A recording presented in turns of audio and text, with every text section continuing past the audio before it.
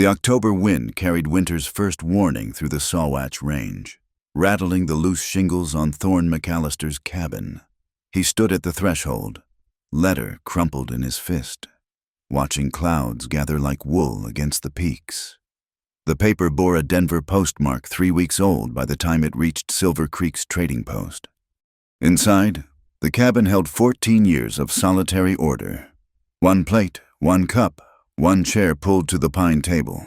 The second chair stayed pushed against the wall, gathering dust like a monument to meals no longer shared. His rifle hung above the door. Traps lined the wall in perfect rows, everything in its place, untouched by another's hand since the winter that took Sarah and young Samuel. The letter's words burned behind his eyes. Dear Mr. McAllister, per arrangement with Mr.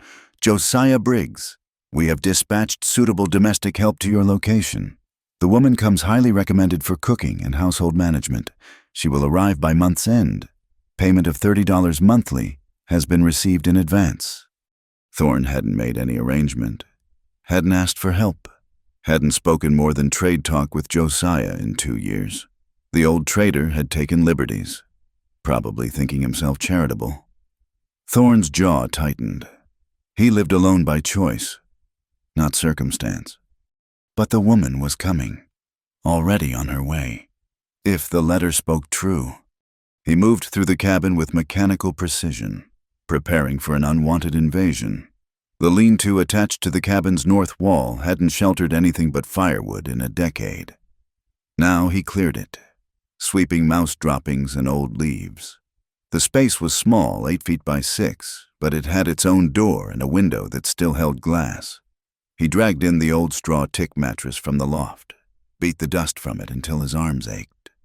The secondary cook stove, rusted but functional, sat forgotten in the corner. He cleaned it, checking the flue, testing the damper. His hands moved without thought, following patterns learned in another life when preparing spaces for family mattered. He caught himself arranging kindling in the box, just so.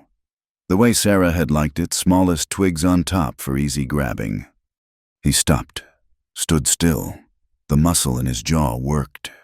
By late afternoon, he'd hauled water from the creek, filled both barrels, stacked wood beside the lean-to door, even found himself placing a towel on the washstand, though he couldn't say why. The woman would bring her own things, surely. The sun dropped behind White House Mountain when he heard horses. 2 riders picked their way up the trail, young Tom Bradley from town, and a figure in a dark travel cloak. Tom's horse carried extra baggage. The woman rode side saddle on a borrowed mare, back straight despite what must have been hours in the saddle. Thorne didn't move from the doorway, didn't offer greeting or help. Let them come to him. Tom dismounted first, helped the woman down. When she turned, her cloak fell open. The swell of her belly showed clear against her brown wool dress. 6 months along, maybe 7. This here's Mrs. Avery, Tom said, uncomfortable with Thorne's silence. Come up from Denver like the letter said. The woman pushed back her hood. Brown hair, severely parted and pinned. Face thin but not gaunt. Eyes the color of creek water, gray-green and steady. She didn't flinch from his stare. Mr. McAllister. Not a question. Her voice carried Kansas flatness, worn smooth at the edges. I didn't send for you. The words came out harsh as intended. Especially not for... His eyes dropped to her belly. I'm not paying to feed extra mouths.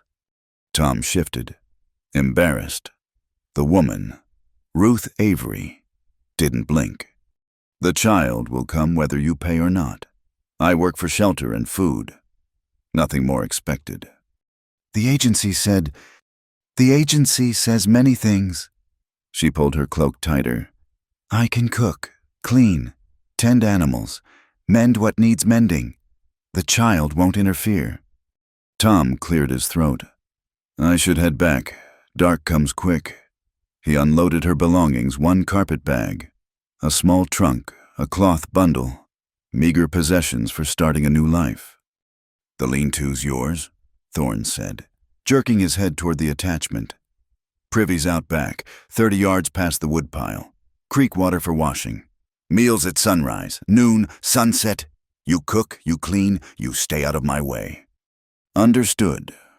Tom mounted, tipped his hat to Ruth. Ma'am? To Thorne. Nothing. The younger man's disapproval hung in the air like smoke. When the horse sounds faded, Ruth picked up her carpetbag. Thorne didn't offer to help with the trunk. She didn't ask. She made 2 trips, movements careful but not delicate. The pregnancy slowed her but didn't stop her. He watched from his doorway as lamplight bloomed in the lean-to window, heard the scrape of the trunk lid, the whisper of fabric being unpacked, normal sounds, domestic sounds.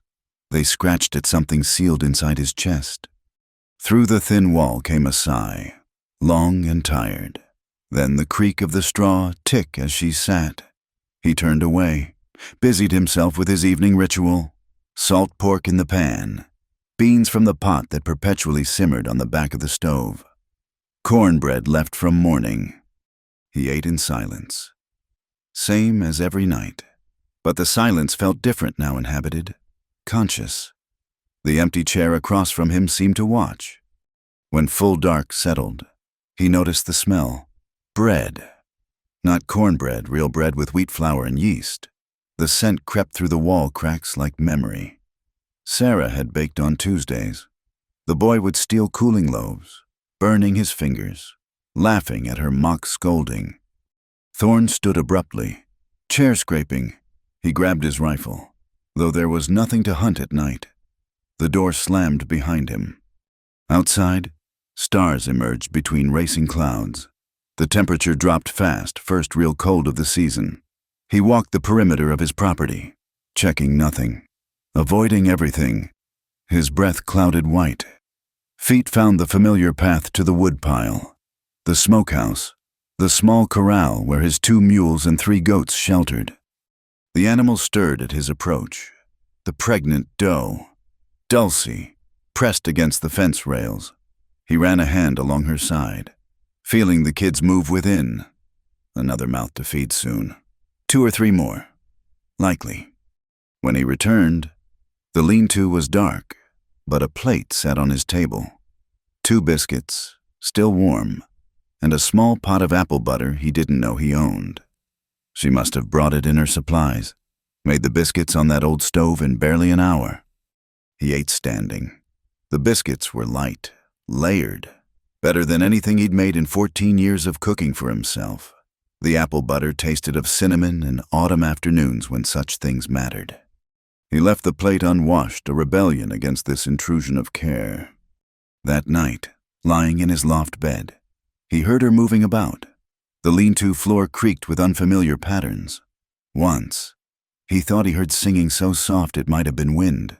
But wind didn't carry melody, didn't hold words about rivers and rest. Near midnight, other sounds. Retching, the splash of water in a basin, the misery of morning sickness that came at all hours. He lay rigid, fighting the instinct to help.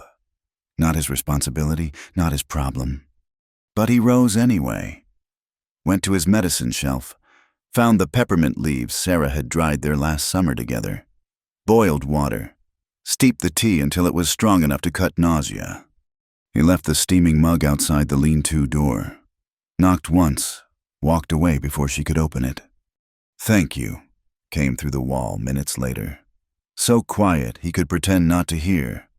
The wind picked up past midnight, throwing pine needles against the roof like scattered prayers. Winter was coming hard this year. The signs were all there, thick fur on the rabbits. Early migration of the hawks. The woolly worms black as char. A pregnant woman had no business in these mountains. No business in his life. Come morning, he'd give her money for return passage to Denver. Send her back to civilization where she belonged. But even as he thought it, he knew he wouldn't. The same stubborn decency that made him clear the lean-to. Stack the wood. Steep the tea it would make him let her stay. Not kindness. Just the practical necessity of shelter with winter approaching. The mountain code that said you didn't turn anyone out to freeze, no matter how much you wanted your solitude back. He closed his eyes against the dark, tried not to think about Tuesday baking, about the sound of another person breathing just beyond the wall, about the way she'd said the child will come with such certainty, as if the future was a thing that could be trusted. The first crack appeared in his carefully mortared loneliness, small as a hairline, barely visible. But cracks had a way of spreading, especially under pressure. And winter was coming. Dawn came gray and bitter. Thorne woke to unfamiliar sounds, the scrape of a skillet, the pop of bacon grease, the soft pad of feet on floorboards below. He'd grown so accustomed to silence that these ordinary noises felt like intrusion. By the time he descended the ladder, Ruth had breakfast waiting. Bacon fried crisp, eggs with edges laced brown, biscuits from last night warmed in the oven, coffee black as tar, the way he'd always taken it, though she couldn't have known that. She didn't speak, didn't look at him directly, just moved between stove and table with economy. One hand pressed to her lower back. The gesture was unconscious, a pregnant woman's habitual easing of weight and ache. He ate without comment. The eggs were better than his, the bacon less burned. Small improvements that somehow felt like criticism of his 14 years of solitary meals. When he finished, she took his plate, washed it in the basin with water she'd heated, dried it with a cloth that hadn't been there yesterday, blue-checkered, worn soft. Her own, brought from whatever life she'd fled. The morning passed in careful navigation. He went to check his trap lines, came back to find the shelves reorganized: flour, salt, beans, dried meat arranged by use rather than chance. The perpetual pot of beans had been emptied, scrubbed, started fresh with ham hocks she'd found in his smokehouse. She'd strung a line across one corner of the main room. His washing hung there: 2 shirts, wool socks, the union suit he'd worn 3 weeks straight. The intimacy of it made his neck burn. A woman handling his underthings, but they smelled of lye soap and sunshine, and he couldn't remember the last time anything had been truly clean. At noon, she served corn cakes with molasses and cold buttermilk from the spring house. He hadn't had buttermilk in years, hadn't thought to want it. "The goat needs milking," she said, first words since breakfast. "She's heavy with kids but still has milk. Shame to waste it." "I milk her." Not this morning. True, he'd forgotten, thrown off by the disruption to routine. Dulcie would be uncomfortable by now. "I'll tend her," Ruth said. "I know goats." He wanted to refuse, wanted to maintain the boundaries, but practicality won. "She kicks, catches you in the ribs if you're not careful." "Most do." She returned an hour later with a full pail. No sign of having been kicked. Her dress showed milk splatter, but her face stayed calm. She strained the milk through cheesecloth, set half aside for cheese making. "You don't need to."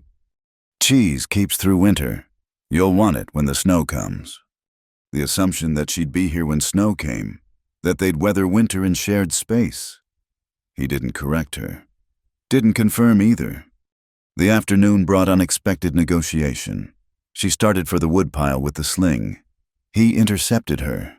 "No. I've carried heavier." "Not here." The words came out harder than intended. Sarah had carried wood until the day before Samuel came. Carried water too. He'd been out running trap lines. Hadn't known until too late that something had torn inside her. Ruth studied his face, read something there that made her nod. "I'll carry kindling, small loads. The boy brings wood, Tom Bradley, twice a week. Then I'll stack what he brings." A compromise. She understood the need for usefulness, the danger of idle hands in empty hours. They reached an accord without discussing terms.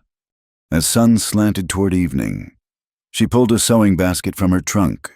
His wool coat appeared in her lap, the one with the torn pocket he'd ignored for 2 winters.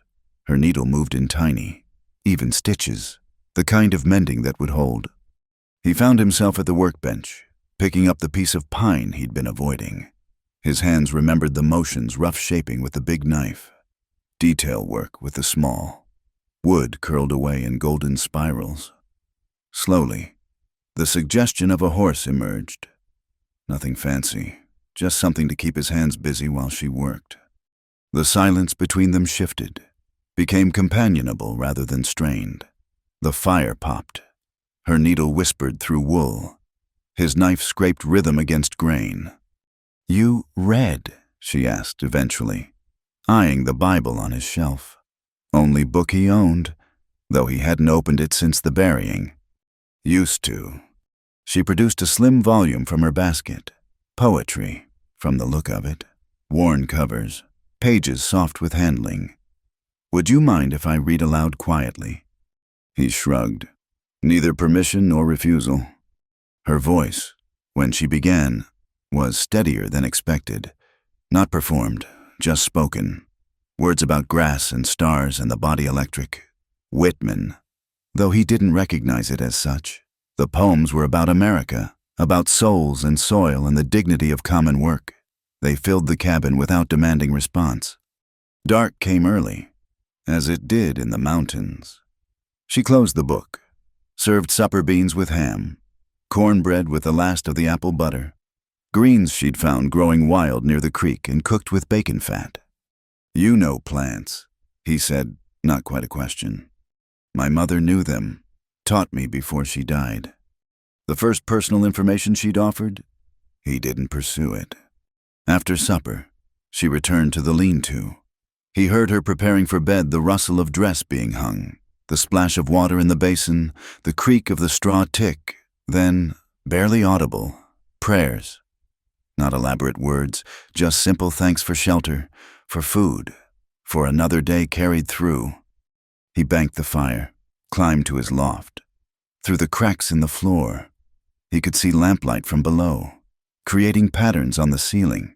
She was mending again, he could hear the needle's rhythm, working by expensive oil light because handwork held the dark at bay. The next days fell into pattern.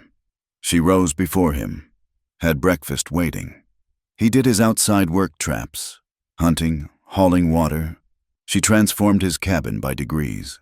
Curtains appeared at windows made from flour sacks she'd somehow dyed a soft yellow. The floor got scrubbed until the pine boards showed grain he'd forgotten existed. She found his mother's old preserving jars in the root cellar, cleaned them, filled them with late berries and rose hips for tea. A week in, she started sourdough starter with flour, water, and wild yeast from grape skins. The smell of bread became daily, ordinary, necessary. She made extra loaves, wrapped them in cloth. He didn't ask why until Tom Bradley came with the wood delivery. "For the boy," she said simply, handing Tom the bundle. "Payment for hauling." Tom's face lit up. "Ma'am, that's— my mother will be grateful. Store bread's dear and not half as good." The boy started lingering, helping stack wood without being asked. Ruth always had something bread, preserved fruit, a handful of walnuts she'd gathered and shelled, creating obligation and gratitude, building networks of mutual aid, the way mountain people survived. Evenings developed their own rhythm. She'd sew or knit, working on small clothes for the baby, though she tried to keep them out of sight. He'd work wood or tend harness. Sometimes she read aloud. Sometimes they sat in silence that grew less heavy with each passing night. Once, reaching for salt at dinner, their hands brushed. She pulled back as if burned. He pretended not to notice the flinch, the shadow that crossed her face. Someone had taught her to fear casual contact. Someone had made touch a thing to guard against. But she didn't guard against work. Every morning she kneaded bread with fierce concentration, scrubbed laundry until her knuckles went raw, mucked the goat pen without complaint, as if labor was penance, or perhaps proof of worth. "You'll wear yourself out," he said one afternoon, finding her splitting kindling despite their agreement. "Idle hands are the devil's tools. So's a hatchet if you're too tired to aim straight." She set the hatchet down, pressed both hands to her belly, breathing slow. The baby was active. He could see movement beneath her apron. "Sit," he said, not quite in order. "I'll make tea." She sat, let him serve her for once peppermint tea with honey he'd been saving. Her hands shook slightly around the mug. "How long?" he asked. First personal question he'd ventured. 2 months, maybe less, hard to know exactly. There's a midwife in Silver Creek, Mrs. Henderson. I'll manage. Not alone. She looked at him directly then. Women have been managing alone since Eve. Not in my house. The claim surprised them both. My house. As if she was his responsibility now. As if her presence had created obligation he couldn't shirk. She nodded slowly. Then I'll be grateful for help when the time comes. That night, the first snow fell. Just a dusting. Melted by morning. But winter's promise was clear. The root cellar was half empty. They'd need more provision to see through the cold months. He'd have to go to town, trade pelts for supplies. Make a list, he told her at breakfast. What you need? She wrote carefully on precious paper. Flour, salt, coffee, dried beans, practical things. Nothing for herself, nothing for the baby. He added flannel, yarn, maple sugar, crossed out her small quantities, doubled them. There would be 3 mouths to feed soon enough. Maybe 4, if circumstances demanded. When he returned from town 2 days later, wagon loaded. She met him at the door. Her face showed relief she tried to hide. She'd been alone, pregnant, in a stranger's cabin on a mountain. Of course she'd worried he wouldn't return. Help me unload, he said, small things only. They worked together, her carrying light goods while he hauled heavy sacks. The storage room filled with promise of survival enough to see them through deep snow and longer. That evening, she made a feast from their new supplies. Fresh biscuits, bean soup thick with ham, canned peaches he'd splurged on. They ate like partners in an enterprise, discussing preservation strategies and rationing through March. When she stood to clear plates, she swayed, caught the table edge. Dizzy spell, she said. It passes. But he saw the exhaustion she'd been hiding, the deep circles under her eyes, the way she held her belly like a burden grown too heavy. Rest tomorrow, he said. That's not a request. She started to protest. I can make my own breakfast. Did it for 14 years. Something in his tone must have convinced her. She nodded, retired to the lean-to earlier than usual. He sat by the fire, working the wooden horse to near completion. Through the wall, he heard her settling for sleep, then, soft but clear, singing. A lullaby about mockingbirds and looking-glasses. Songs she was practicing for a child who would need comfort in the dark mountain nights ahead. The second crack in his wall of solitude spread wider. Soon the whole structure would be compromised. But tonight, with snow beginning to fall and a woman's voice carrying old promises through thin walls, he couldn't make himself shore up the defenses. The crying came past midnight, muffled but unmistakable through the thin wall. Not the sharp sob of physical pain, but the deep, breathless keening of someone breaking apart in private. Thorne lay rigid in his loft, listening to grief that wasn't meant to be heard. He rose, descended the ladder quiet as he could, put water on to boil, found the chamomile flowers Ruth had dried last week, hanging in bundles from the rafters, the kitchen filled with their dusty sweetness as he steeped them strong. Outside the lean-to door, he set down the mug and 2 precious sugar cookies from the batch she'd made yesterday, knocked once, soft, then retreated to his chair by the dying fire. The crying stopped. He heard movement, the door opening just enough for a hand to retrieve the offering, then silence. But not the empty silence of before. This was inhabited silence, shared silence, the kind that said someone was listening on both sides of the wall. The next night, it happened again. This time he heard words between the sobs, a name, repeated.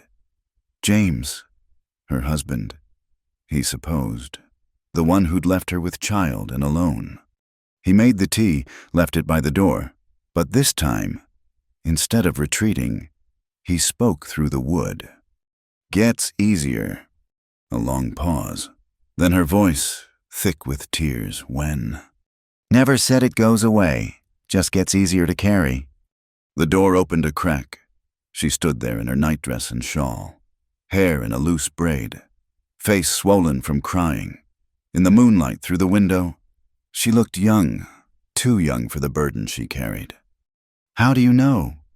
He turned away, unable to meet her eyes. "You're not the only one who talks to ghosts at night." She stepped out, wrapping the shawl tighter, sat on the bench against the wall, hands curved around the steaming mug. He stayed in his chair, keeping distance between them. The fire popped, sending sparks up the chimney. "Tell me," she said, not a demand, an invitation. He hadn't spoken of it in 14 years. The words came out rusty, broken. "Sarah, my wife, and Samuel, our boy, 8 years old."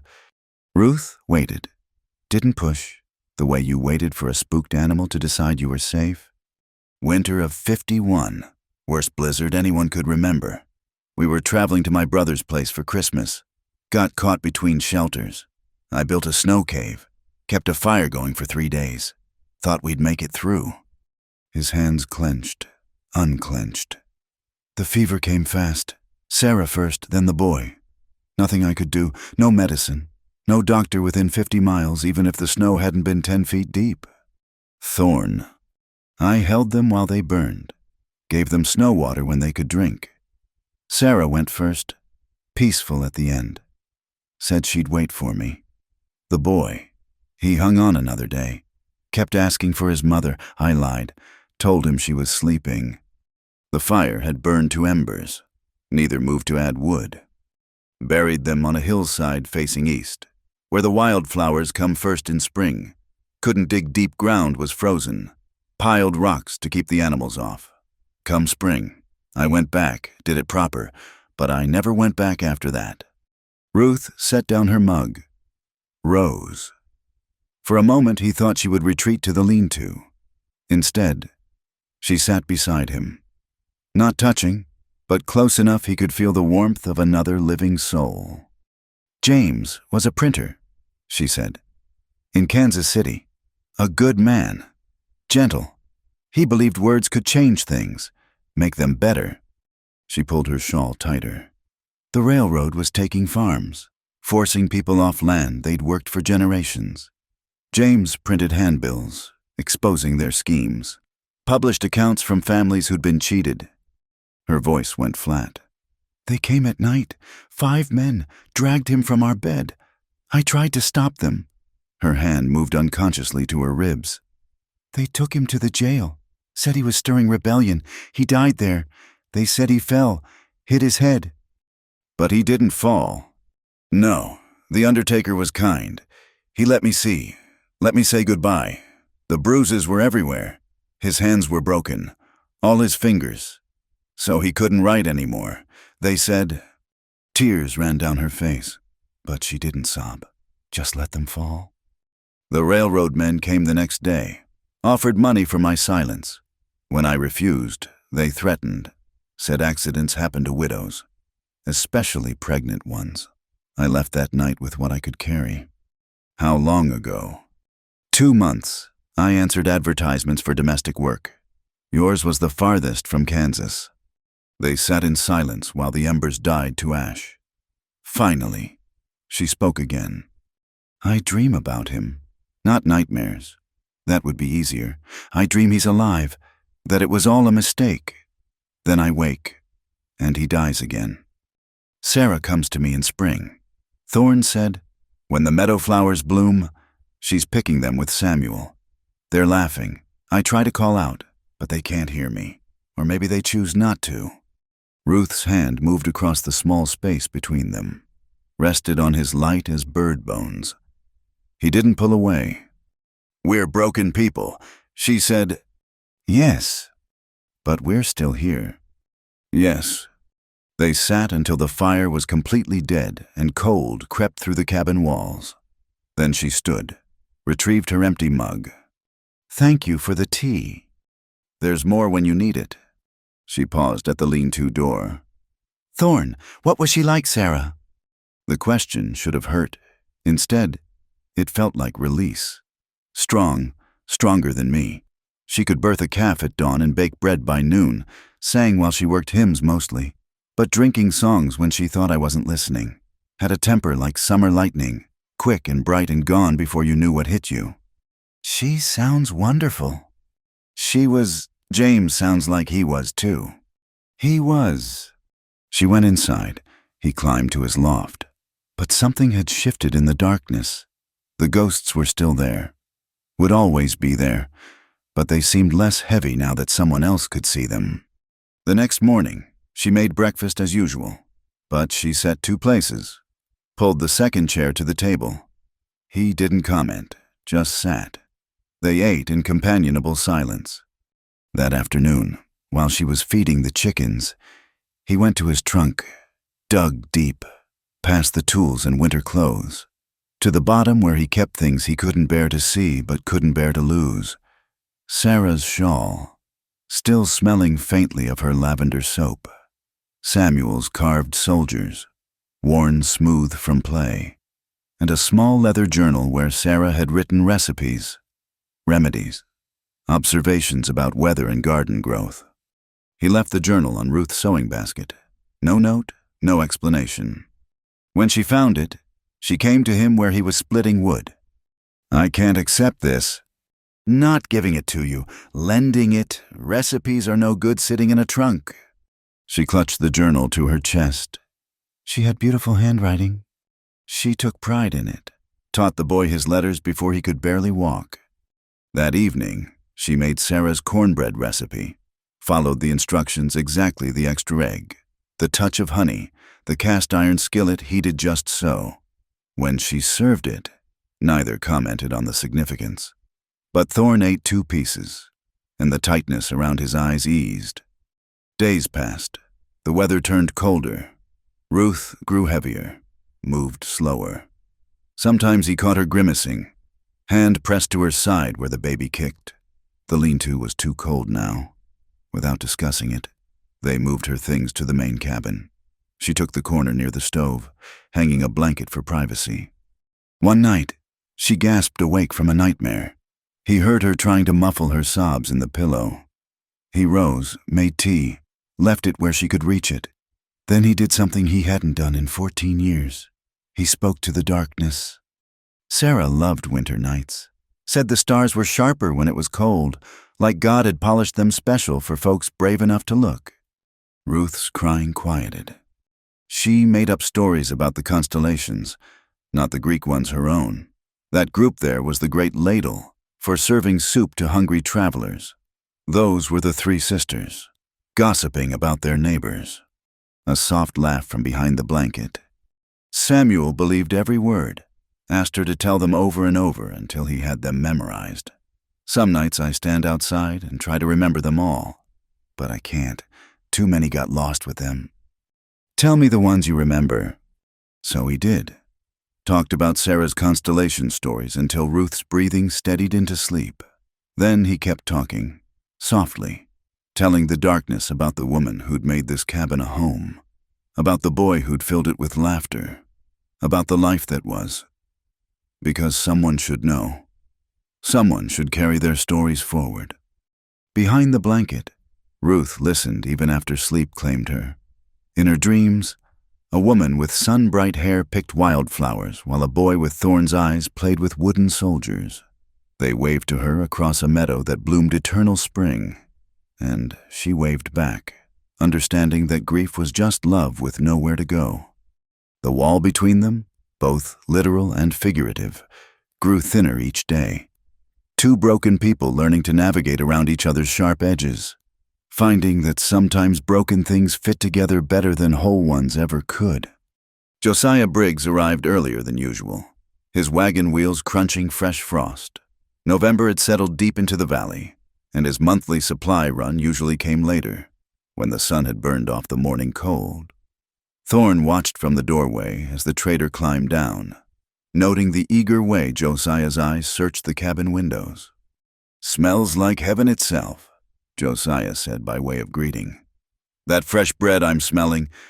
Ruth had been baking since dawn bread. Certainly, but also dried apple pies from the fruit they'd preserved. The kitchen glowed warm, filled with scents that spoke of home and comfort. She emerged from behind her curtain, dressed proper with her apron clean. belly round beneath. "Mr. Briggs, coffee's hot if you'd like some." Josiah's face split into a grin too wide, too knowing. "Well now, Mrs. Avery, that's mighty kind."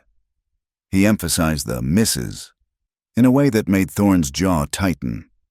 They conducted business as usual, pelts for supplies. News from town traded for mountain gossip. But Josiah kept glancing at Ruth, watching her move about the cabin, noting how she knew where everything was kept, how comfortable she seemed.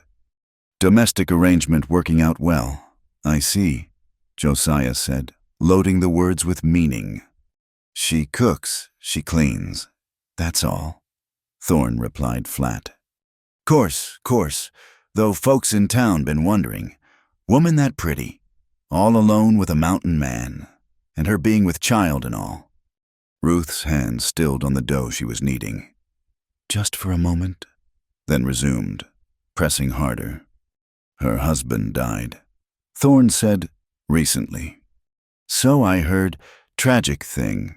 Course, some folks saying maybe there wasn't no husband. Kansas City's a long way off. Hard to verify such things." The sound of Ruth's kneading grew fiercer.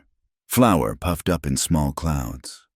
"And some folks," Josiah continued, warming to his gossip, "saying they heard about a woman in Kansas mixed up with rabble-rousers, the kind that stirs up trouble with the railroad.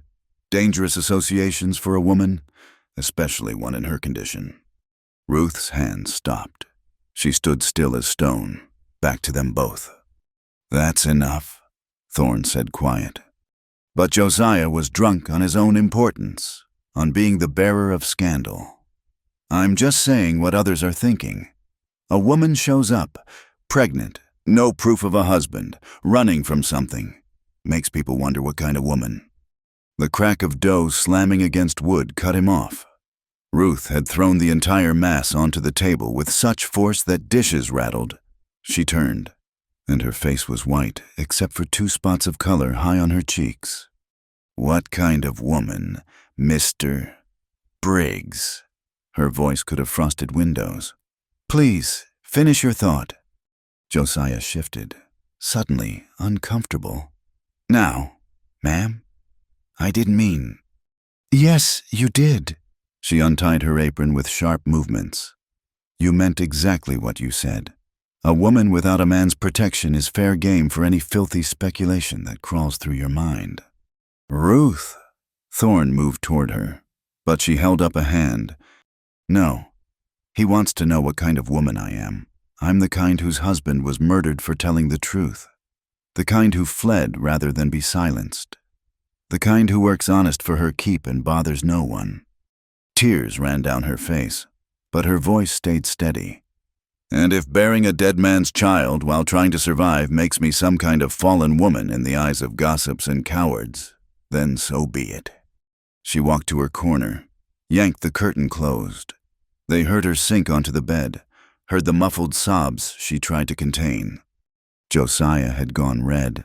"I didn't— that is, I was only—" Thorne stepped close enough that Josiah had to look up to meet his eyes. "You'll leave now. But the supplies—" "Leave them! Go! Now see here, McAllister, I bring trade to this mountain. You need me." "No, I don't." Thorne's voice stayed level, which made it worse. "I can trade in Silver Creek direct, takes longer, but I'll manage. What I won't manage is you coming here, eating food she cooked, warming yourself by her fire, then spreading poison about her. It ain't me saying these things. You're saying them now, in my house, about a woman under my protection." The words hung between them. Under my protection, a declaration, a line drawn. Josiah gathered what dignity he could. "You're making a mistake, McAllister, getting tangled up in whatever trouble she's bringing. Only mistake I'm making is not throwing you out bodily. Leave, don't come back." After Josiah's wagon disappeared down the trail, Thorne stood in the yard, letting cold air cool his anger. Then he went inside. The curtain was still closed, but the crying had stopped. Ruth. I'll pack my things. No. You heard him. People are talking. It'll hurt your trade, your reputation. He pulled the curtain aside. She sat on the bed, face blotched, hands twisted in her lap. My reputation, he almost laughed. I'm the hermit who lost his family and went half mad with grief. The man who doesn't come to town except when forced. What reputation do I have to lose? But the trade. I survived 14 years before Josiah started coming up here. I'll survive without him. She looked up at him then. Why? Why what? Why defend me? You don't even like having me here. He sat on the trunk at the foot of her bed, considered his words. Maybe I didn't, at first, but you're here now. He struggled. Sarah used to say I was like a bear with a thorn in its paw, angry at everything because of the one thing that hurt. You pulled the thorn. I didn't do anything. You lived, kept living despite everything, showed me it was possible. She wiped her eyes with her sleeve. I'm bringing trouble to your door. Trouble was always here, just had different shapes. He stood. I'm going to town tomorrow, setting some things straight. Thorn. Anyone speaks ill of you, they answer to me. That's how it is now. The next day, he hitched the mules to the wagon. Ruth tried to give him a list, but he waved it off. I know what we need. Silver Creek spread along the valley floor like Spilled Card's general store. Smithy, saloon, church, and a dozen houses clustered around the single main street. Thorne went to the general store first. Mrs. Palmer, the owner's wife, brightened when he entered. Mr. McAllister, haven't seen you in months. Been sending Josiah Briggs. Won't be anymore. Oh. Her eyebrows rose with curiosity. Man can't keep a civil tongue. Can't respect folks in my house. I see. She leaned forward. The widow Ruth Avery. That's right. Pretty thing, from what Josiah says, though he says quite a bit more. Mrs. Palmer. Thorne's voice cut clean. That woman cooks my meals and keeps my house. She's with child and recently widowed. Anyone who says otherwise is calling me a liar. The store went quiet. Other customers pretended to shop while listening. Is she staying through her confinement? She's staying. Mrs. Palmer absorbed this. Then, surprising him, she smiled. About time you had decent help up there. Lord knows you've been alone too long. What does she need for the baby? The conversation shifted, became practical. Flannel, pins, castor oil, Mrs. Palmer's disapproval transformed into the particular satisfaction of a woman organizing necessary things. By the time Thorne left, she'd promised to send up a package of baby clothes her daughter had outgrown. The smithy was simpler. Tom Bradley's father, working the forge, just nodded when Thorne explained the new arrangement.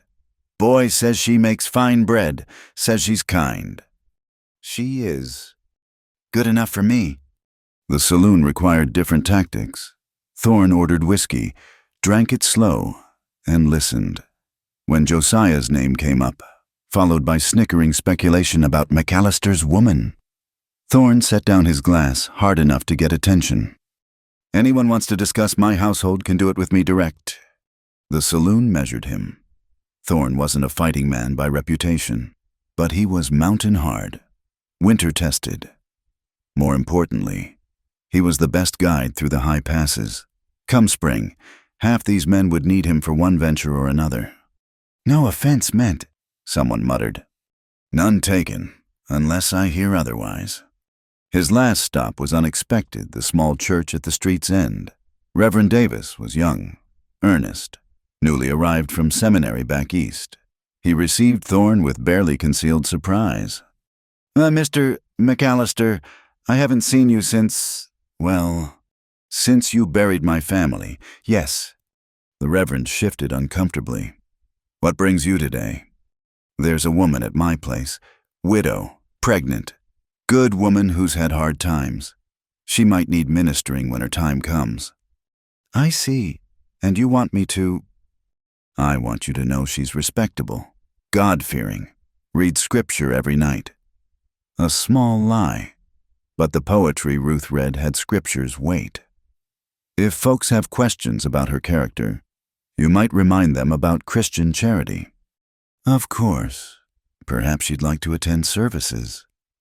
Perhaps when she's able. Thorne turned to leave, then stopped. Reverend, that sermon you preached at the burial, about how God's grace comes in unexpected forms, you believe that? With all my heart. Good. Remember it. The ride home took longer. Wagon loaded with supplies. The sun was setting when he crested the final ridge. Smoke rose from the chimney. Lamplight glowed in the windows. The cabin looked alive in a way it hadn't for 14 years. Ruth met him at the door.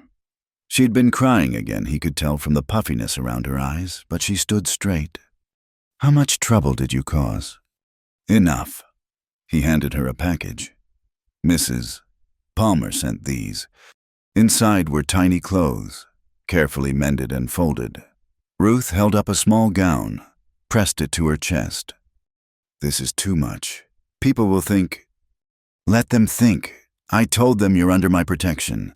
My house, my responsibility. Anyone who disrespects you disrespects me. She sat down suddenly, as if her legs gave out. Why are you doing this? He busied himself bringing in supplies, not meeting her eyes. Maybe I'm tired of being the only story worth telling in this town. Let them gossip about something else for a change. That night, she made a feast from the fresh supplies. Ham steaks, mashed turnips, green beans she'd preserved in vinegar. They ate like family, discussing the coming winter, planning for the baby's arrival. The gossip of Silver Creek seemed distant, unimportant against the solid reality of shared meals and necessary work.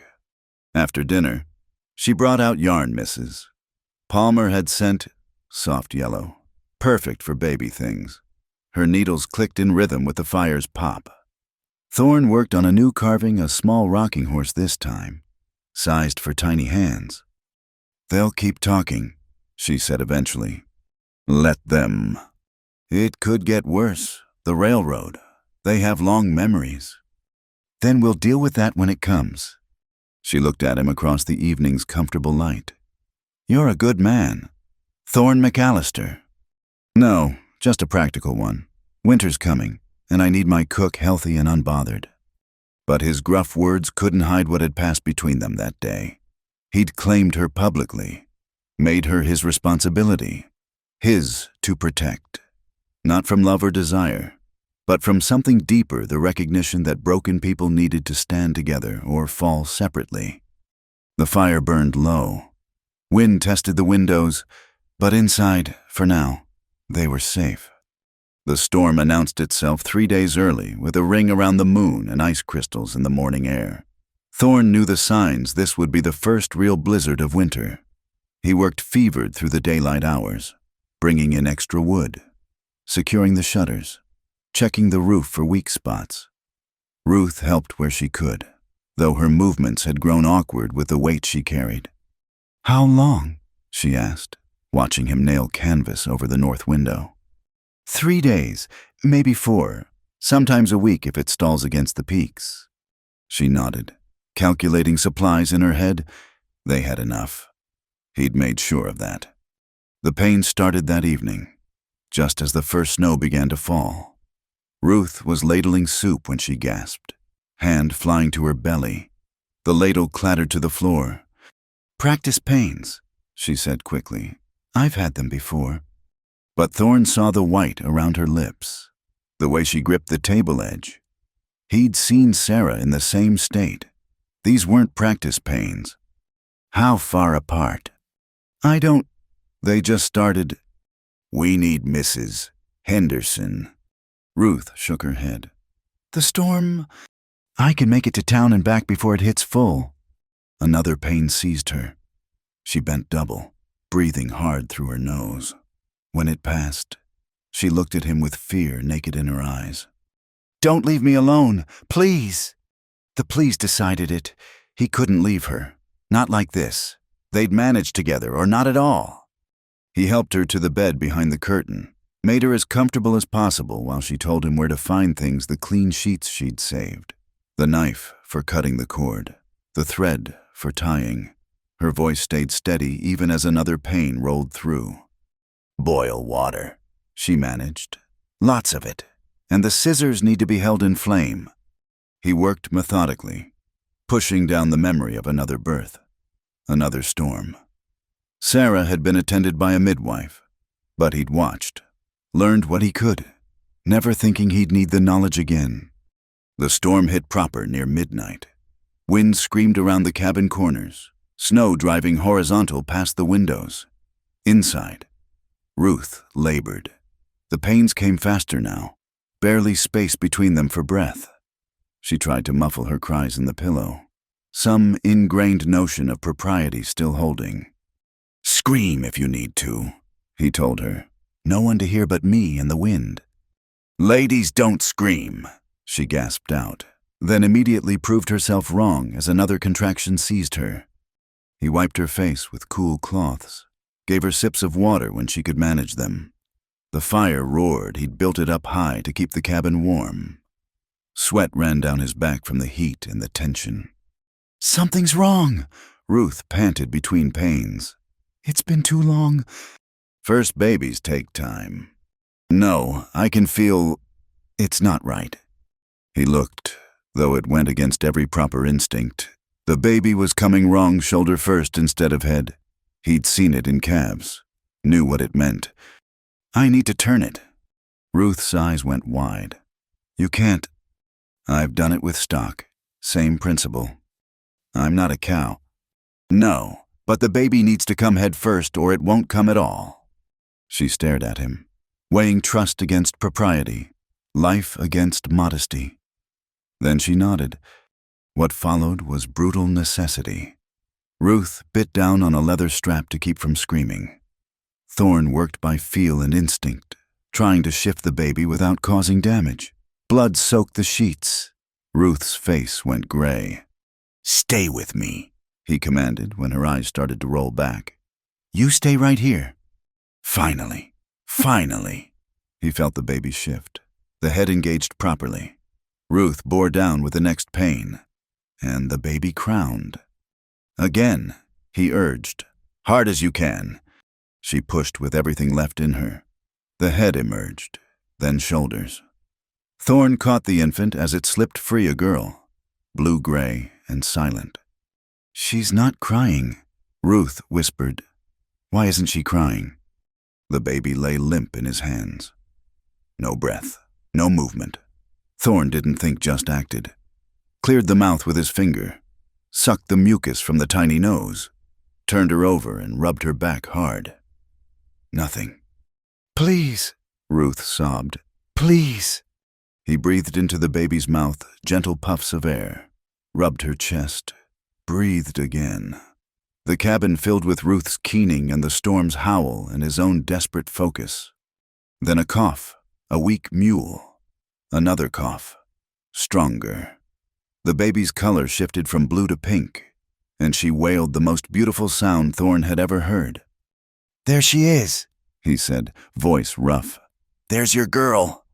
He cleaned the baby quick with warm water, wrapped her in the flannel blankets Ruth had prepared, and placed her on her mother's chest. Ruth sobbed now with relief, clutching the infant close. "Mercy," she whispered. "Her name is Mercy." The afterbirth came clean. The bleeding slowed. Thorne worked quietly, efficiently changing sheets, disposing of the soiled linens, making Ruth comfortable. She dozed between tasks, exhausted, while the baby nursed instinctively. He built up the fire again, heated soup. When Ruth woke, he fed her spoonfuls like a child, holding the bowl steady when her hands shook too hard to manage. "You saved her," Ruth said. "Saved us both. You did the work. But you knew what to do. How?" He was quiet for a long moment. "Lost a calf once. Same problem. Watched the vet turn it. Never thought I'd use that knowledge on a person." She laughed weakly, comparing me to livestock again. You're considerably more trouble than livestock. The storm raged 3 more days. Thorn barely left their corner of the cabin. He kept the fire fed, melted snow for water, cooked simple meals, changed linens when needed, held the baby when Ruth needed rest, walking her around the cabin when she fussed. The infant was small but fierce. She nursed strongly, cried with vigor. Her hair, what little there was, showed red in the firelight, not Ruth's brown or the assumed black of her father, but red like autumn leaves. "She's got her own mind already," Ruth said, watching the baby's face screw up in displeasure at some infant grievance. "She'll need it, born in a storm like this." On the second night, fever took Ruth. Not unexpected childbed fever was common enough, but terrifying all the same. She burned and shivered by turns, talked to people who weren't there, James mostly, apologizing for things that made no sense. Thorn dosed her with willow bark tea, kept her drinking water, changed her sweat-soaked nightclothes. The baby cried for milk, but Ruth was too fevered to nurse properly. He dipped a clean cloth in sugar water, let the infant suck that for comfort. Near dawn of the 3rd day, Ruth's fever broke. She woke clear-eyed, weak but lucid. The baby immediately demanded feeding, and Ruth managed it, though Thorn had to help hold the child in place. "I dreamed you were singing," she said. He flushed. "You were restless. It seemed to calm you." "What did you sing?" "Hymns, mostly. Some old mountain songs. Whatever came to mind." She studied him. "You've got a good voice. Rough but true. Sarah used to say that." The mention of Sarah didn't sting like it used to. She was part of the story now, woven into the fabric of what was happening rather than haunting it. The storm broke on the 4th morning. Sunlight streamed through the windows, painful bright on fresh snow. The world outside lay transformed white, pristine, silent except for snow sliding off pine branches. Thorn ventured out to check the animals. The goats and mules had weathered the storm in the shelter, though they were eager for food and attention. He milked Dulcie, grateful for the fresh milk for Ruth. When he returned, he found Ruth sitting up in bed, the baby at her breast, both bathed in morning light. She'd brushed her hair, pinned it back properly. Color had returned to her cheeks. "We must look a sight," she said. "You look alive. That's all that matters." She shifted the baby, winced. Everything still hurt. Would hurt for weeks. But she smiled, the first real smile he'd seen from her since she arrived. "I need to write to my sister. Tell her about Mercy. I'll post it when the trail's clear. And we need to register her birth. Make it official." "I'll handle that, too." Ruth looked down at the nursing infant. "She needs a father's name for the registry." The words hung between them. Thorn knew what she was asking, what it would mean. "Put mine," he said quietly. "Thorn. She was born in my house, in a storm. I brought her into the world. That makes her mine to protect, same as you." Ruth's eyes filled. "People will assume." "Let them assume what they want. The truth is nobody's business but ours." He turned to the pine cradle he'd finished just days before the storm. Carved into the headboard were mountains and a rising sun hope climbing over hardship. He'd added something new during the fevered nights, a small bird in flight. Mercy. Grace given wings. "It's beautiful," Ruth said, seeing it properly for the first time. "Every child needs a proper bed." He lifted Mercy from her mother's arms, settled her in the cradle. She fussed briefly, then settled. Tiny fist curled against her cheek, alive, breathing, present. Thorn stood looking down at her. This child who wasn't his but somehow was, born in violence and storm, brought forth through pain and determination, surviving against the odds. A mountain child, tough from the first breath. "Thank you," Ruth said softly. He didn't ask what for. The list was too long for turning the baby, for staying through the storm, for the cradle, for his name on a registry, for opening his door to begin with, for choosing to protect rather than turn away. "Rest now," he said. "Both of you need strength for what comes next." But what came next didn't feel like threat anymore. It felt like possibility, like Grace wrapped in flannel, sleeping in a handmade cradle while snow melted in streams of light outside. 6 weeks passed in careful rhythm.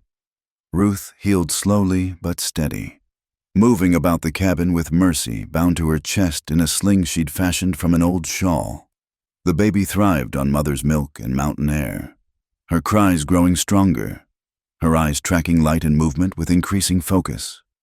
The morning Thorne proposed town. Frost flowers decorated every window. He stood at the stove, frying eggs, trying to sound casual. "Trail's clear. Thought we might go to Silver Creek. Together." Ruth looked up from where she was changing Mercy's wrapping. "All of us. Baby needs baptizing. You need a proper meal you didn't cook. And we should." He paused, turned the eggs. "We should talk about arrangements." "Arrangements." He set down the spatula, faced her. "You can't stay here unwed, not with a baby. People talk enough already." "Let them talk. It's not about them. It's about Mercy. She deserves a proper name, a proper family." Ruth stood carefully, holding the baby. "She has my name." "Your husband's name. A dead man's name. That won't protect either of you if the railroad comes looking." The truth of it sat heavy between them. Ruth had told him more during her recovery about the railroad's reach, their interest in silencing anyone connected to James's writing. A widow might disappear. A wife would be harder to touch. "You're proposing marriage, not a question." "I'm proposing protection, legal binding that makes you and Mercy mine to defend. That's all." He met her eyes straight. "I won't promise what I can't give, but I promise this: I'll stay. Work the land, provide what's needed, stand between you and whatever comes. Learn to be," he struggled, "learn to be softer. For her." Ruth shifted Mercy to one arm, touched his face with her free hand. His cheek was rough with stubble, warm from the stove's heat. "I won't be a burden. You've never been a burden. I won't warm your bed, not from duty or gratitude. I didn't ask you to." "Then yes." Simple as that. A practical arrangement between broken people who'd learned to trust each other's jagged edges. They left for town after noon dinner. Ruth had fretted about appearances, but finally wore her best dress brown wool, carefully mended. Mercy wore the tiny gown Mrs. Palmer had sent, wrapped in blankets against the cold. Thorne had trimmed his beard, put on his church clothes from the trunk. They looked respectable, like a family. The ride was quiet except for Mercy's occasional fussing. The mountains stood sharp against winter sky, and breath clouded white in the cold air, where the trail widened. Thorne helped Ruth onto the wagon seat beside him instead of in the back. Another declaration. Silver Creek appeared around the final bend, smoke rising from chimneys, the sound of life carrying clear in the still air. People stopped to stare as they drove down Main Street. Thorne McAllister with a woman beside him, a baby in her arms. The hermit returned to civilization. Their first stop was the church. Reverend Davis received them in his small office, trying not to show surprise at the request. "Marriage," he repeated. "Today, if possible." Thorne said, "We'd like the baby baptized too." "I see, and the child is—" "Mine to claim." Thorne cut in before Ruth could speak. "Born in my house, I'll stand as her father." The Reverend's eyes moved between them, reading the careful space they kept, the way they didn't touch. Understanding dawned. "The license requires witnesses." "We'll find them."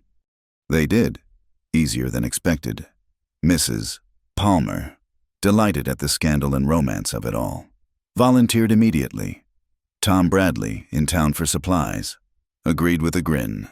Within an hour, They stood before the altar in the empty church. The ceremony was brief.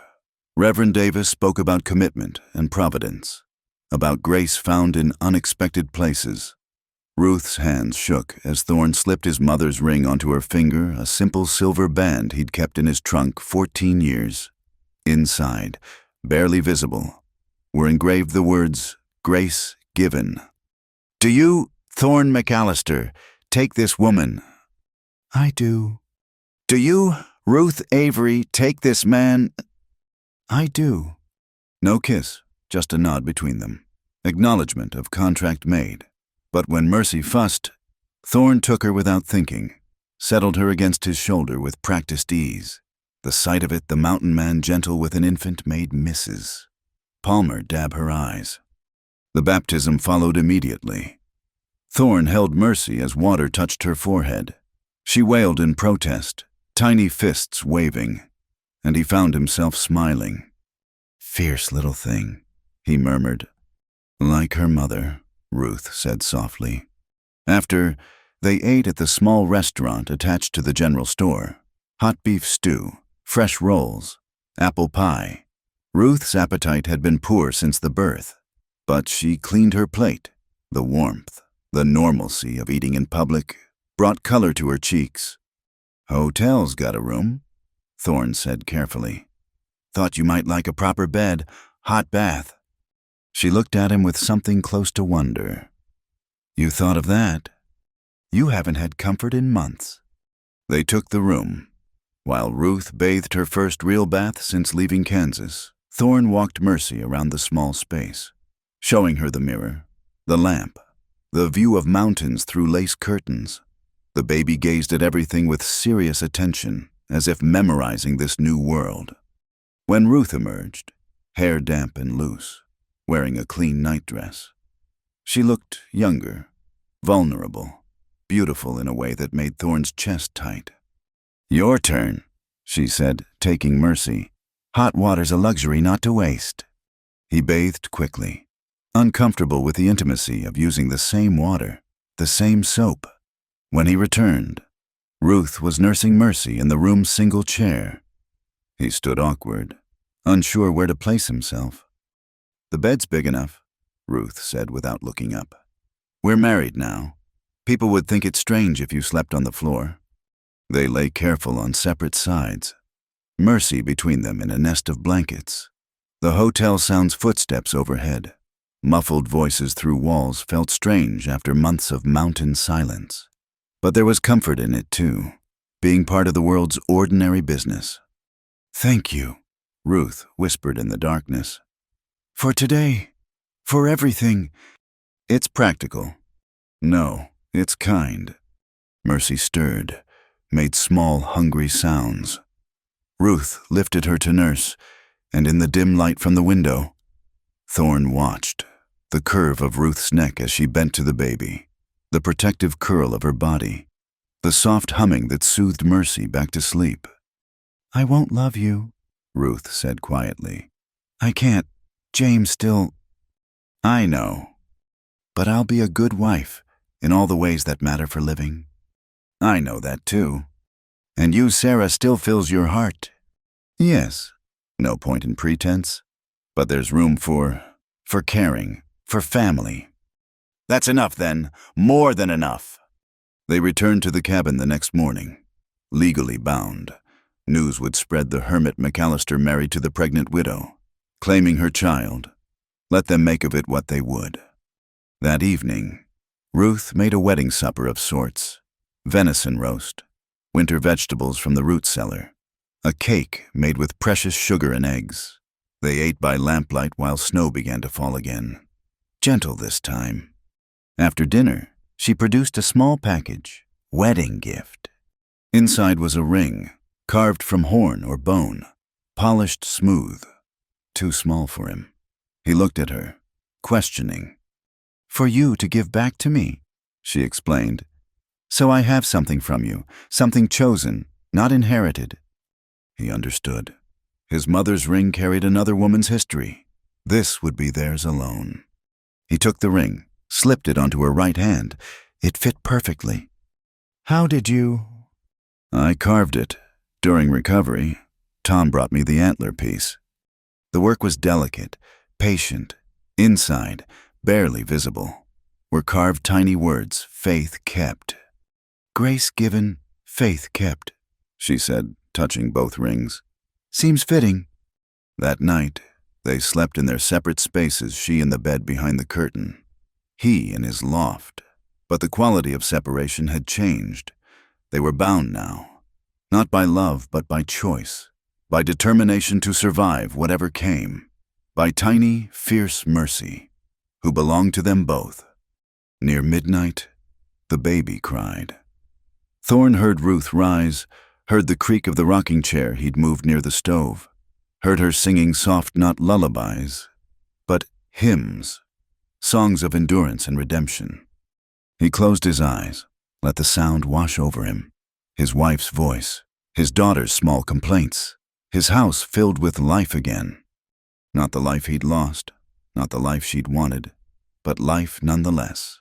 Stubborn and insistent as spring grass pushing through snow. Grace given, faith kept, and hope taking root in frozen ground. The silver ring caught moonlight through the window. The horn ring warmed against Ruth's finger. 2 circles, 2 promises. 2 people learning that sometimes the best marriages were built not on passion but on patience, on the daily choice to stay, to work, to be gentle with each other's wounds. Outside, snow continued falling. Inside, a woman sang to a baby while a man listened from above, and slowly, carefully, without anyone saying it aloud, they became a family. The man arrived on a Tuesday morning, riding a good horse with government papers in his saddlebags. Horace Pritchard, thin as wire, eyes like a ferret's, wearing a badge that said Family Welfare Division, and a smile that never reached past his teeth. Thorn was splitting wood when the rider approached. He didn't stop swinging the axe, just let it fall steady while Pritchard dismounted. Mr. McAllister, I'm here on official business regarding the child residing in your household. The axe struck deep. Thorn left it there. What child? Come now, the infant recently born. There are questions about the legitimacy of her circumstances. Through the window, Thorn saw Ruth watching. Mercy clutched to her chest. He'd known this would come. The railroad had reach, had people in every territory office. My daughter, born in wedlock, papers filed proper in Silver Creek. Pritchard produced a leather folder. Interesting, since the marriage was recorded after the birth, and the mother was recently widowed. Some might say the timeline raises questions. Some might say a lot of things. Indeed. May I come in? Inspect the living conditions. It's my responsibility to ensure children are raised in appropriate environments. Thorn wanted to refuse. Every instinct said to run this man off with the axe handle, but that would only confirm suspicions. Give them cause to return with more men, more papers. Wipe your boots. Inside, Pritchard's eyes catalogued everything. The single room, the curtained corner, the narrow loft. His nose wrinkled at the smell of bacon grease and baby linens. Rather primitive for raising an infant. Warm and dry, Ruth said from where she stood. Fed regular, loved fierce.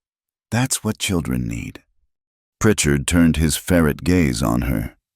Mrs. McAllister, is it now I have information suggesting you were recently Mrs. James Avery, a printer's wife? A man who died in custody after distributing seditious materials. Ruth's face went white, but her voice stayed level. My husband died. I remarried. Nothing illegal in that.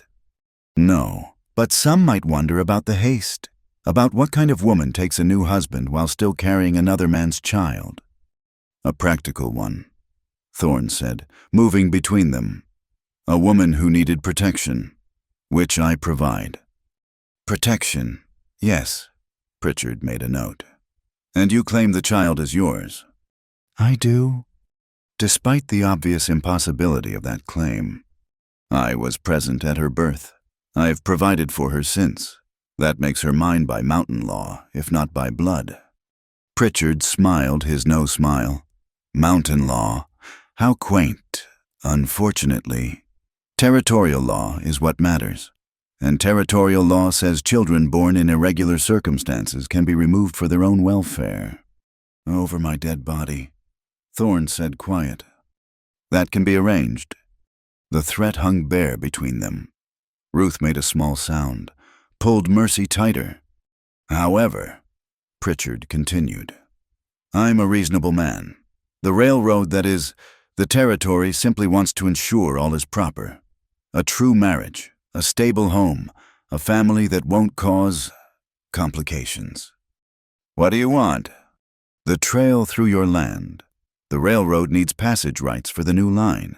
Grant those rights. And I'm sure we can determine the child's situation is perfectly acceptable. There it was. The real reason. Not Ruth's past or Mercy's parentage, but the land. Always the land. Get out. Mr. McAllister. Get out before I throw you out. Pritchard gathered his papers. Unhurried. I'll return in 3 days. With a proper inspection team. Unless, of course, you reconsider about the trail rights. After he left, Ruth sank into a chair, shaking. They'll take her. They'll take Mercy. No. You don't know them, what they're capable of. They killed James for words on paper. A baby means nothing to them. Thorne knelt before her, took her hands. First time he'd deliberately touched her since the wedding. Listen, we're going to fight this, but not with guns or fists, with witnesses. What? They want to question our marriage. We'll make it unquestionable, public, witnessed by the whole town. We're already married. We'll marry again, here, on our land, with everyone watching. Make it a celebration nobody can deny. Ruth stared at him. That's insane. That's mountain law. Community witness weighs heavier than paper documents. If the whole town sees us wed, celebrates with us, testifies to our union, what can one railroad man say against that? But will they come after all the gossip? They'll come. Leave that to me. He rode to Silver Creek that afternoon, stopping at every house, every business. The message was simple wedding celebration at the McAllister place. Sunday noon. Everyone invited. Free feast. Music if anyone brought fiddles. Some folks were suspicious, others curious. But Mrs. Palmer, God bless her love of drama, took up the cause. A proper wedding party. About time I'll organize the women for food. Tom Bradley promised to spread word to the outlying farms. Reverend Davis, though confused about remarrying a couple he'd just wed, agreed to perform a blessing ceremony. Make it loud, Thorne told him. Make it memorable. Make it so everyone who attends can swear they saw us married true. Sunday came cold but clear. Thorne half expected nobody to show, but by 11, wagons started arriving. First the Bradleys with boards to make tables, then Mrs. Palmer with 3 other women and enough food for an army. The smithy brought his fiddle. Others came curious, drawn by free food and spectacle. Ruth emerged from the cabin in her brown dress, but Mrs. Palmer had brought something, a white shawl, delicate as frost, that transformed the plain outfit into something almost bridal. Someone had woven winter flowers into a crown for her hair. You look, Thorne started, then stopped. Beautiful seemed too small a word. Like a bride. Like hope. Reverend Davis performed the ceremony in the yard, voice carrying clear. This time, when he asked about taking each other, the I do's rang loud enough for the mountains to hear. This time, when he said to kiss the bride, Thorne didn't hesitate, brushed his lips against Ruth's. Gentle, a promise more than passion. The crowd cheered, but the real triumph came during the feast. Person after person approached Ruth, welcomed her properly, held Mercy, spoke of her as Mrs. McAllister, with emphasis that dared anyone to suggest otherwise. The women compared childbirth stories, enfolding Ruth into their circle. The men slapped Thorne's back, made rough jokes about domestication, but underneath was acceptance. He'd chosen. They'd witness it. Martha Morton, the banker's wife and Silver Creek's unofficial social arbiter, made a point of holding Mercy high for everyone to see. Beautiful child, has her father's stubborn chin. Everyone understood the game. The baby looked nothing like Thorne, but Martha's declaration made it social truth. When Pritchard arrived late afternoon, he found a wedding party in full swing. 60 people eating, dancing, celebrating a union that couldn't have been more public. "Mr. Pritchard," Reverend Davis called out, slightly drunk on wedding wine. "Come join us. We're celebrating the McAllisters' marriage." They were already married, and now married again before God and all these good people. Isn't it wonderful? Pritchard tried to pull Thorne aside. "This changes nothing." "Doesn't it?" Thorne gestured to the crowd. "Every person here has seen us wed, has welcomed my wife and daughter. You want to challenge that? Challenge them all. The railroad. The railroad can go to hell." Mrs. Palmer appeared, handed Pritchard a plate loaded with food. "You must eat, can't have anyone leaving a McAllister celebration hungry. Oh, and you'll sign the witness book, won't you? We're all signing, testifying to this blessed union." She produced a ledger where she'd found it. Thorne couldn't guess, but there it was, filling with signatures. A legal document of sorts, or at least a social one. Pritchard was trapped. Refused to sign and mark himself as hostile to the community. Sign and acknowledge the marriage's validity. He signed. His name looked sickly among the others. But it was there. As evening fell and guests began leaving, each made a point of farewell. Mrs. McAllister, lovely party. Take care of that beautiful daughter, McAllister. Welcome to the mountain, Mrs. McAllister. Names repeated like nails in a coffin for Pritchard's plans. When only Pritchard remained, Thorne faced him. "You've seen what you needed to see, a true marriage, a supported family, a community that will stand with us. This isn't over." "Yes, it is. You push this, and every person who signed that book will be in Silver Creek talking about railroad men who steal babies. Every newspaper from here to Denver will run the story. That what the railroad wants?" Pritchard's ferret face twisted. "The trail rights are mine to grant or refuse, and I refuse. Find another way through the mountains. You'll regret this. Maybe, but my wife and daughter will be safe. That's all that matters." Pritchard left as darkness fell. Ruth stood in the doorway, Mercy sleeping in her arms, watching him disappear down the trail. Will he come back? Probably, but not soon, and not alone. The railroad will try other pressures, but taking Mercy, that card's been played and beaten. They went inside. The cabin felt different, blessed somehow by all the goodwill that had filled it. Plates of leftover food covered every surface. The witness book lay open. 3 pages of signatures declaring the McAllisters a true family. "They came," Ruth said wonderingly. "All those people who gossiped about me. They came and stood with us." Mountain people protect their own. Once you're claimed by the community, you're claimed for good. She set Mercy in the cradle, then surprised him by stepping close, not touching, but near enough he could smell the flowers in her hair. "You gave up the trail rights. That will cost you." "Worth it.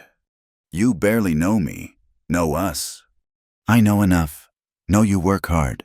Love that baby. Make bread that could tempt angels. That's sufficient for a life." She reached up, touched his face like she had once before. This time her hand lingered. "Thorne McAllister, you're a complicated man." "Just a practical one." "No, a good one who thinks he's only practical." She stood on her toes, kissed his cheek. Not passion, but affection, partnership, promise of maybe something more. Someday, when ghosts grew quieter.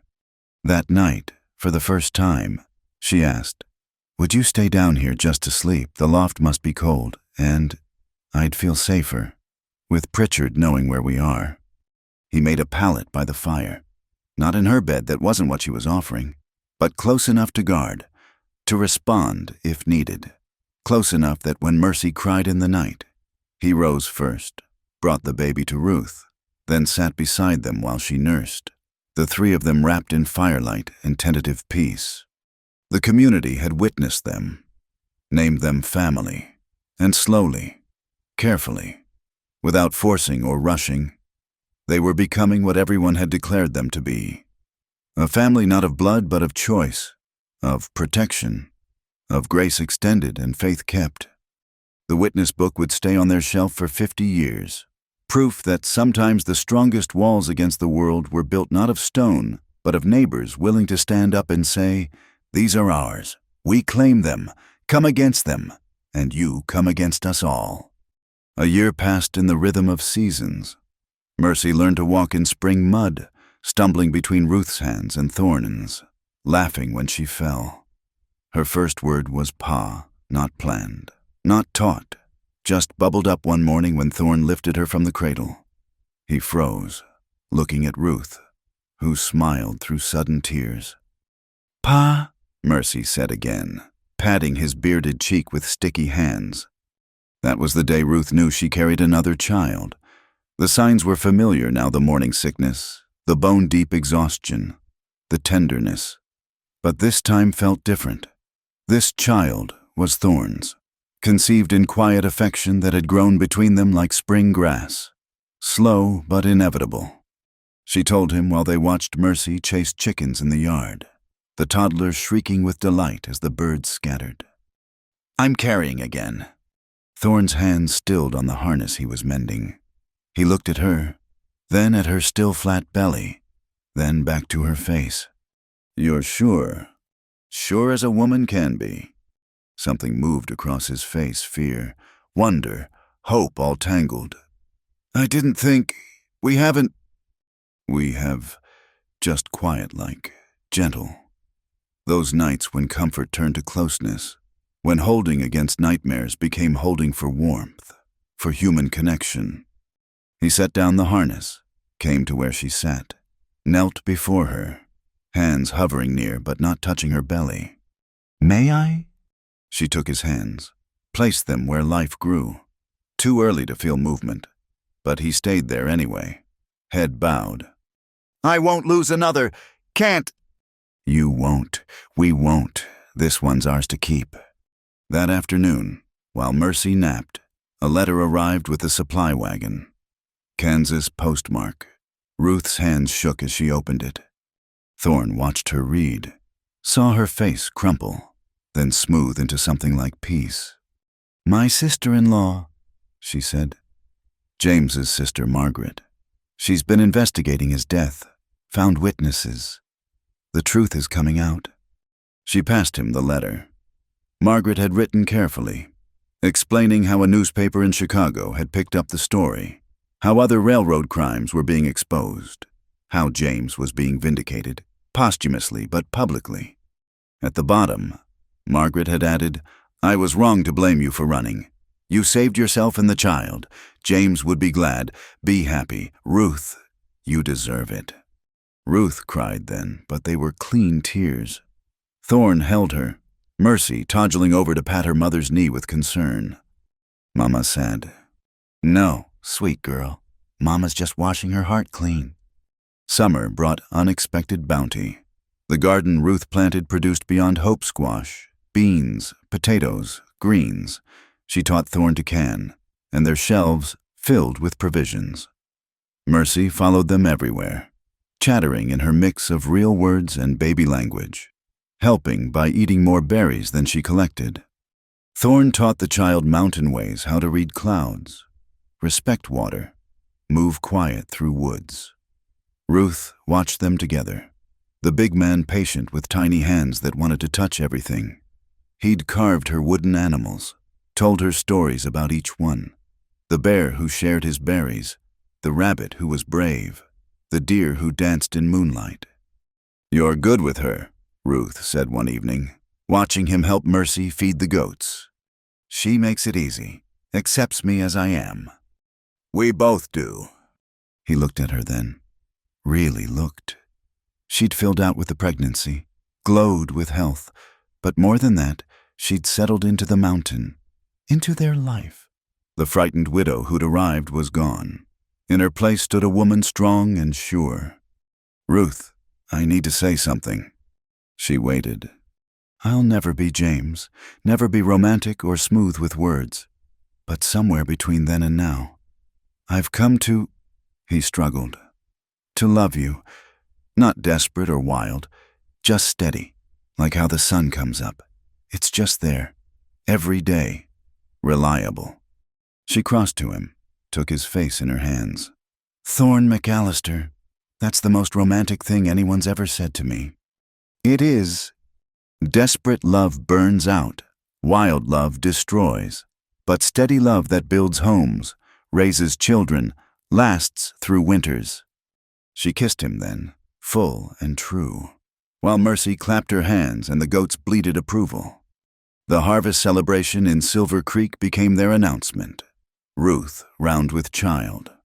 Thorne's hand protective on her back. Mercy toddling between them in the dress Martha Morton had sewn special. The whole town seemed to exhale relief. The McAllisters were truly married now. Truly family. The last gossips had nothing left to say. Reverend Davis pulled Thorne aside. I wanted you to know, I've been writing to the territorial office, making sure all the paperwork about Mercy is proper sealed. Nobody can question her parentage now. She's legally yours. Appreciate that, Reverend. Also, Pritchard was transferred. Seems there were complaints about his methods. Several complaints, from several prominent citizens. Thorne looked across the room where Mrs. Palmer was teaching Mercy to dance, the toddler standing on the older woman's feet. Mountain people protect their own, Davis said with a smile. That they do. Winter came gentle that year. Snow fell steady but not harsh. Thorne kept the woodpile high, the animals fed.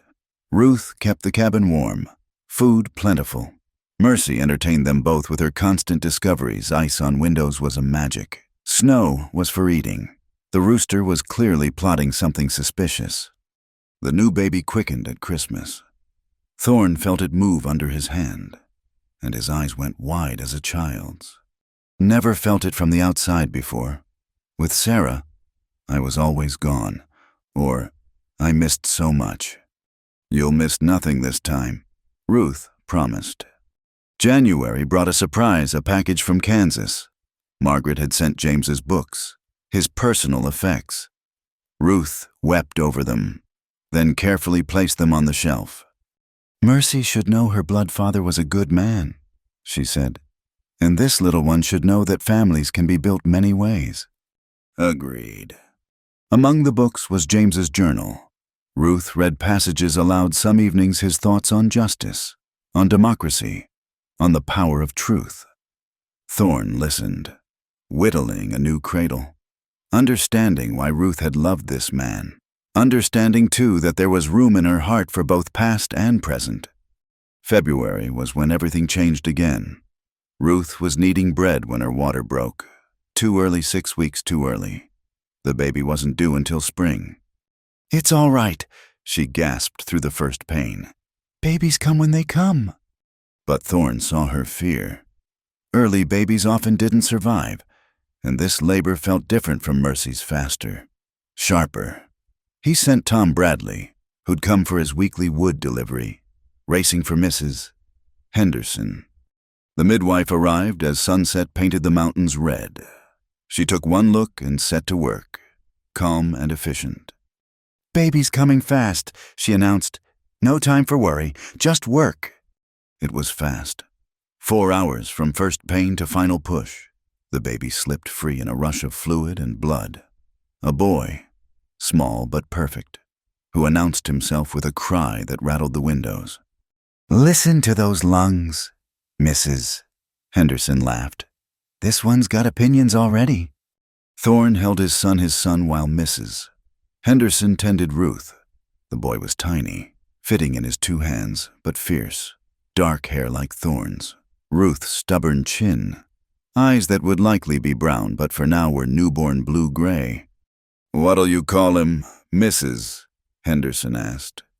Ruth and Thorne looked at each other. They'd discussed names for weeks. "Samuel," Ruth said. "Samuel James McAllister." Both men who'd been loved and lost, honored in one small, fierce life. Mercy, who'd been sent to stay with the Bradleys, came home the next morning. She approached the baby cautiously, like he might bite. "Baby," she announced, then looked at Thorne. "My baby." "Your brother," Ruth explained. "You're a big sister now." Mercy considered this, then patted Samuel's head with surprising gentleness. "Good baby. Mercy's baby." Spring came with Samuel thriving despite his early arrival. He nursed strong, gained weight, smiled at 6 weeks exactly. Mercy appointed herself his guardian, bringing him toys he couldn't yet hold, singing him songs that were mostly gibberish, getting upset if anyone held him too long. The letter from the railroad came in April. Not threats this time, but an offer. They wanted to buy the trail rights for a sum that made Ruth gasp. "That's enough to build a proper house," she said, "to send the children to school, to secure their futures." Thorne read it twice, then fed it to the fire. "We have enough. House is fine. Children will learn what they need here and in Silver Creek School. Their futures are secured by having parents who won't sell out to those who try to steal them."